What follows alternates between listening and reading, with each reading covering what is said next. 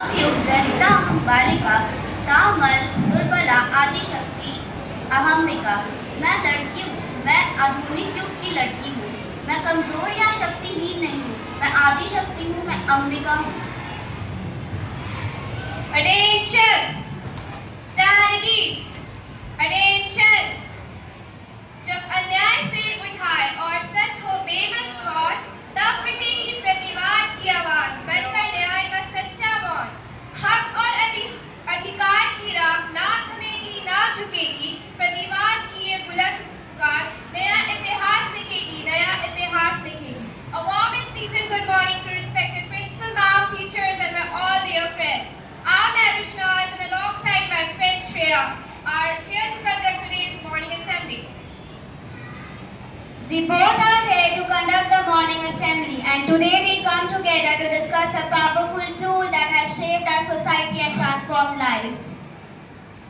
You would be clueless now that what Standard 10D has prepared morning assembly on which topic. We will tell you, but first, let us humbly bow our heads in prayer, stand in silence, seeking the strength, grace, and guidance to our God Almighty.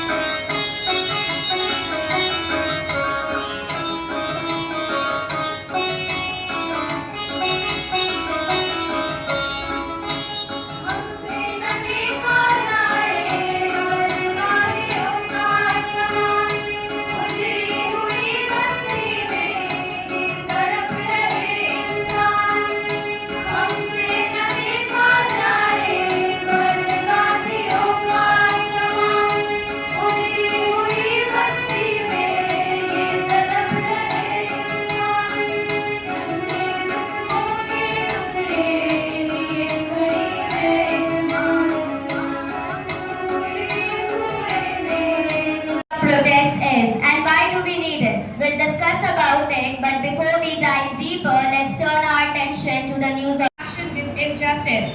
One such tragic event that sparked outrage and protest was Kolkata Nirbhaya case. That's right. In 2019, a young girl in Kolkata, much like the original Nirbhaya case, faced brutal violence. The city erupted in protest demanding stricter laws and swift justice.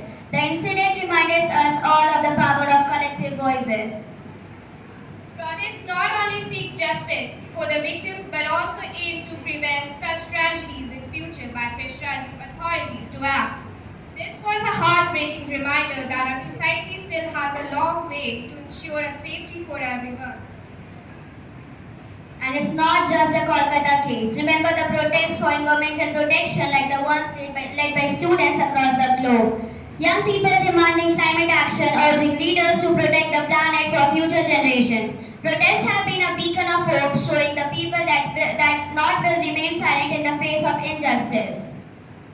Now to dive deeper with the importance of protest, let's invite Nikita to share her thoughts on important topic. Good morning everyone. Today I am here to talk about a fundamental aspect of democratic aspect, that is protest. Throughout history, protests have been the catalyst for change, the voice of the voiceless and the beacon of justice. They embody the essence of public dissent and the courage to challenge the status quo. Gandhi ji की सत्याग्रह से सीखा था हमने कि प्रतिवाद बहुत ज्यादा प्रभावी है। प्रतिवाद उस समय की आवाज है जब लोगों को लगता है कि उनके साथ होने वाले न्याय हो या फिर उनके अधिकारों को अनदेखा किया जा रहा है।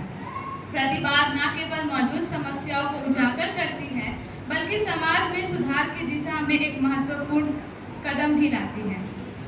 Protest is a vital tool for social change. It has been instrumental in challenging injustice and advocating for reforms throughout history. When people come together to protest, they express their discontent and call for action. प्रतिवाद प्रदर्शन केवल असहमति का प्रतीक नहीं है, बल्कि समाज में बदलाव लाने का महत्वपूर्ण साधन है। बिल्कुल सही। चाहे वो स्वतंत्रता संग्राम हो, महिला अधिकारों के लिए लड़ाई हो या फिर पर्यावरण संरक्षण का मुद्दा, प्रतिवाद प्रदर्शन ने हमेशा से बड़े बदलाव की नींव रखी है। प्रतिवाद का मतलब केवल नाराजगी जताना नहीं, बल्कि एक संदेश होता है कि हम अन्याय को नहीं सहेंगे और समाज में सुधार की दिशा में कदम बढ़ाएंगे। To inspire us further, we have some thoughts of the day. I now invite Sanya, Khushi, Priyanka and Shreya Raj to share their thoughts. Beti Bachao Beti Padhao तो हर कोई नारा लगाता है। बेटी बचाओ बेटी पढ़ाओ तो हर कोई नारा लगाता है, फिर जरूरत पड़ने पर क्यों हर इंसान नजरें चुराता है। कुल में कन्या का जन्म हुआ तो आनंद रस सबके फांसी पर झूल गए। अरे लानत तुम्हारे जीवन पर, तुम कल्पना चावला और झांसी की रानी भूल गए। पैदा होने पर कहते हैं सब लक्ष्मी घर पर आई है, पर रक्त की केवल कुछ बूंदों से ही वही लक्ष्मी अपवित्र तुमने बताई है। रक्तस्राव जब होता है तो क्यों मंदिर मस्जिद गिरजाघर से दूर हटाया जाता है और रक्त की 4 बूंदों को ही लक्ष्मी की पवित्रता का पैमाना ठहराया जाता है। जब बेटों को मानते हो कुल का दीपक तो क्यों फिर दोगलापन दिखलाते हो। जब बेटों पर इतना नाज है फिर क्यों दहेज की भीख मांग कर आते हो। क्रुद्ध हूँ आज भी उन महामूर्खों पर जो खुद को ज्ञान मूर्ति जताते हैं। रामायण और महाभारत के महासमर का कारण मैया सीता और माता द्रौपदी को ठहराते हैं। जब तक ऐसे अधर्मी समाज में माता तुल्य नारियों पर उंगली उठाएंगे, तब तक द्रौपदी शर्मसार होगी और बेटियों पर तेजाब भी फेंके जाएंगे। खुद पर बैठो लक्ष्मीबाई, देश का कोना कोना झांसी हो। खुद पर बैठो लक्ष्मीबाई, देश का कोना कोना झांसी हो और कानून व्यवस्था ऐसी हो कि बलात्कार की सजा बस फांसी हो और बस फांसी हो। Right movements in US or India's independence struggle, both were driven by people who refused to stay silent. Yes, and they unite people in the fight for justice, showing that the voice of victim matter and must be heard. Together we can make a difference. Now I would like to invite Neha to share a few words on this important topic. Dance देखने जा रहे हैं। This is not a dance, ये dance नहीं है, ये protest है, एक प्रतिवाद है, एक लड़की के निर्भया होने के अगेंस्ट में एक प्रतिवाद है। धन्यवाद। বাসে ট্রেনে ট্রামে রাস্তায় যাকে আপনি রোজ দেখেন, যার শাড়ি কপালের টিপ কানের দুল আর পায়ের গোড়ালি আপনি রোজ দেখেন, আর আরো অনেক কিছু দেখতে পারার স্বপ্ন দেখেন, স্বপ্নে যাকে ইচ্ছে মতন দেখেন, আমি সেই মেয়ে। বিহারের প্রত্যন্ত গ্রামে দিনের আলোয় যা ছায়া মারানো আপনার ধর্মে নিষিদ্ধ, আর রাতের গভীরে যাকে বস্তি থেকে তুলে আনতে পাইক বরকন্দাজ পাঠান আপনি, আর সুসজ্জিত বিছানায় যার জন্য অপেক্ষার অধীর নয় আপনার রাজকীয় লাম্পট্য, আমি সেই মেয়ে। আসামের চা বাগানের ঝুপড়ি কামিন বস্তি থেকে যাকে আপনি নিয়ে যেতে চান সাহেবী বাংলোয় মধ্যরাতে, ফায়ার প্লেসের ঝলসে ওঠা আলোয় মোদির চোখে দেখতে চান যার অনাবৃত শরীর, আমি সেই মেয়ে। রাজস্থানের সুব্রতন থেকে বিপাশার জলান্তে যাকে আপনি পাঠিয়ে দেন 10 মাইল দূরের সরকারি ইদারায়, আর 20 মাইল হেঁটে ক্লান্ত বিধ্বস্ত যে রমণী ঘরা তখে ঘরে ফিরলেই যাকে বসিয়ে দেন চুলার আগুনের সামনে আপনার রুটি বানাতে, আমি সেই মেয়ে।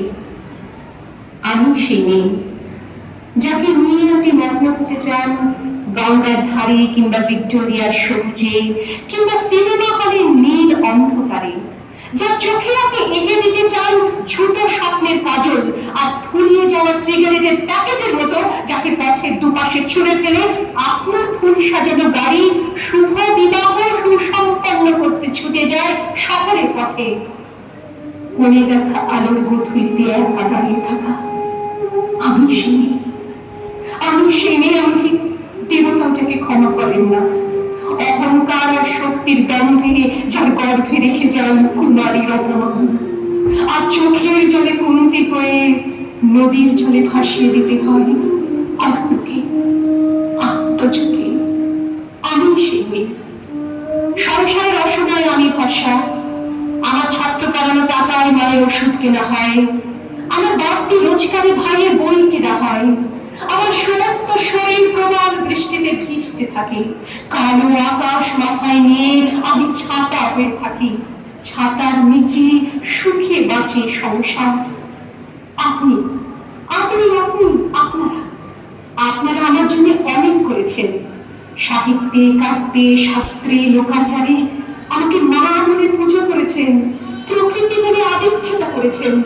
আবার শহরগঞ্জের কানাগলিতে ঠোঁটে রং মাখিয়ে কপি পাতে দান করিয়ে দিয়েছেন।